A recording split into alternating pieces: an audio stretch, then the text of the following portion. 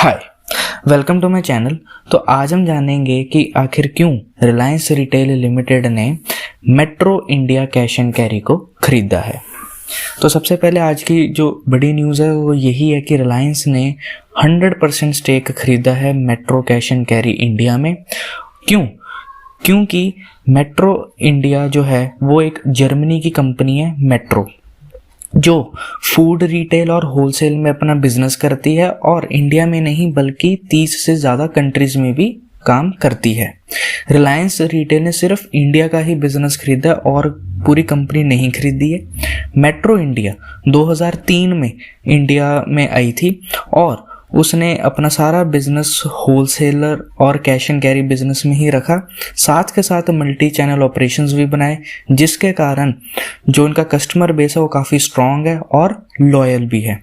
साथ के साथ इन्होंने जो भी रिक्वायरमेंट्स रखी हैं वो सारी इन्होंने लोकल मर्चेंट्स के साथ रखी है, जिससे रिलायंस रिटेल को ये कंपनी खरीदने से बहुत फ़ायदा हो जाएगा। क्योंकि रिलायंस रिटेल B2B बिजनेस में नहीं थी। इसको खरीदने के साथ वो ऑटोमेटिकली B2B बिजनेस में भी आ गई है। रिलायंस रिटेल पिछले काफ़ी सालों से अपने बिजनेस को आगे बढ़ा रहे हैं, जिसके साथ साथ वो कस्टमर रीच भी बढ़ा रहे हैं, साथ के साथ अब वो ऑनलाइन भी आ गए हैं, जियो मार्ट भी आ गया है, साथ के साथ इनके काफ़ी स्टोर्स भी हैं और रिलायंस रिटेल इंडिया का फास्टेस्ट ग्रोइंग रिटेलर है। इस एक्विजिशन के साथ वो ऑटोमेटिकली B2B बिजनेस में भी आ गया है। रिलायंस रिटेल लिमिटेड ने Metro India Cash and Carry को 2850 करोड़ में खरीदा है और ये ट्रांजैक्शन एक्सपेक्ट है कि मार्च 2023 से पहले हो जाए। मेट्रो का सबसे बड़ा प्लस पॉइंट ये है कि उनका कस्टमर बेस बहुत लॉयल है, प्लस साथ के साथ उनके प्रोडक्ट रेंज भी बहुत बड़ी हैं। मेट्रो इंडिया का जो मेन कस्टमर्स है वो हैं ज़्यादातर स्मॉल रिटेलर्स हो गए, किराना स्टोर्स हो गए, होटल्स हो गए, रेस्टोरेंट्स हो गए, स्मॉल एंड मीडियम एंटरप्राइजेस हो गए, बाकी भी। और मेट्रो 7000 से भी ज़्यादा प्रोडक्ट्स सप्लाई करती है, जिसमें फ्रूट्स एंड वेजिटेबल्स आ गए, डेयरी प्रोडक्ट्स आ गए, जनरल ग्रोसरी आ गई, डिटर्जेंट्स आ गए, इलेक्ट्रॉनिक्स भी आ गए, हेल्थ और ब्यूटी भी आ गए। और ये सारी जो चीज़ें हैं ये होलसेल प्राइसेस पे ही बेचते हैं, जिसके कारण काफ़ी लो रेट पे मिलता है मर्चेंट्स को और वो आगे अपना सामान बेचते हैं। मेट्रो के टोटल इंडिया में 21 शहरों में इनकी पहुंच है। साथ के साथ 21 में से 5 इनके ऐसे सेंटर है जो भी सारा सामान आता है डायरेक्ट फार्मर्स से ही आता है। मेट्रो ऑफलाइन के साथ साथ ऑनलाइन भी है, इनका B2B ऐप भी है, जिसके कारण इस ऐप में 3 मिलियन मतलब 30 लाख से भी ज़्यादा कस्टमर है और जिसमें से 10 लाख कस्टमर फ्रीक्वेंट बाइंग करता है। मतलब 10 लाख कस्टमर इनका फिक्स्ड है जिन्होंने बाइंग हर रोज़ या हर महीने या हर हफ्ते करनी है, जिसकी वजह से इनका कस्टमर बेस भी बहुत अच्छा है। लेकिन आखिर क्यों रिलायंस रिटेल ने मेट्रो होलसेल बिजनेस को खरीदा? इसमें रिलायंस रिटेल को क्या फ़ायदा होएगा? सबसे बड़ा फ़ायदा ये होएगा कि इसको खरीदने के साथ ही रिलायंस रिटेल ऑटोमेटिकली एक नई बिजनेस में आ गई जो है B2B बिजनेस में आ गई, जिसके कारण ऑटोमेटिकली इनका कस्टमर रीच भी बन गए, साथ के साथ इनके मर्चेंट पार्टनर्स भी बन गए, साथ के साथ इनका बहुत बड़ा नेटवर्क भी बन गया। क्योंकि होलसेलर्स हो गए और जो स्मॉल किराना शॉप है वो कंट्री के हर कॉर्नर में है, जिसकी वजह से रिलायंस रिटेल को बहुत फ़ायदा होएगा और ग्रोथ भी बहुत जल्दी होएगी। रिलायंस रिटेल अगर देखा जाए तो हर एक बिजनेस में सिर्फ B2B बिजनेस में नहीं थी।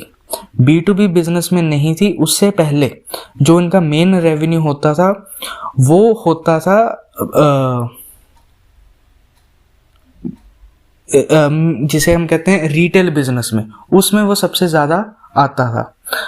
20% से ज़्यादा रेवेन्यू जो था वो रिलायंस रिटेल का आता था और मार्च 2022 में 35,000 करोड़ का रेवेन्यू हुआ है। अगर मेट्रो इंडिया की बात करें तो एक्विजिशन से पहले मेट्रो इंडिया का जो रेवेन्यू रहा है वो रहा है 7700 करोड़ का, 7700 करोड़ का, लेकिन प्रॉफिट नहीं था बल्कि लॉस में था, जिसके का क्योंकि होलसेल में मार्जिन कम होता है, उसके साथ उनका लॉस हुआ है। डील काफ़ी जिसे कहते हैं अट्रैक्टिव वैल्यूएशन के कारण मिली है। 250 करोड़ में से 250 करोड़ कंपनी का रिलायंस ने मेट्रो का डेट भी साथ लिया है। अगर हम रिलायंस ग्रुप, पूरे रिलायंस ग्रुप की वैल्यूएशन की बात करें, अगर हम रिलायंस इंडस्ट्रीज़ को बाहर निकाल लें, उसके अलावा जो भी इनके बिजनेस है, तो सबसे पहले आता है रिलायंस जियो। रिलायंस जियो प्लेटफॉर्म्स, जो अभी ये सारे बिजनेस अनलिस्टेड हैं, ये किसी भी कोई भी स्टॉक एक्सचेंज में लिस्ट नहीं हुए हैं।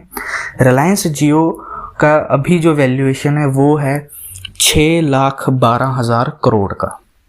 रिलायंस रिटेल का है 9,90,000 करोड़ का। और ऑयल एंड गैस बिजनेस जो था, जो पिछले 2 सालों में डीमर्ज हो गया था रिलायंस इंडस्ट्री से, अब उसकी वैल्यूएशन है 4.5 लाख करोड़ की। और पिछले साल ही सितंबर 2021 में रिलायंस ने अपना नया बिजनेस स्टार्ट किया था, रिन्यूएबल्स, जिसमें solar energy, wind energy, Adani enterprises को टक्कर देने, और उसकी अभी भी वैल्यूएशन है 1,90,000 करोड़ की। तो पूरे अनलिस्टेड बिजनेस को देखा जाए तो वो 21.5 लाख करोड़ का है।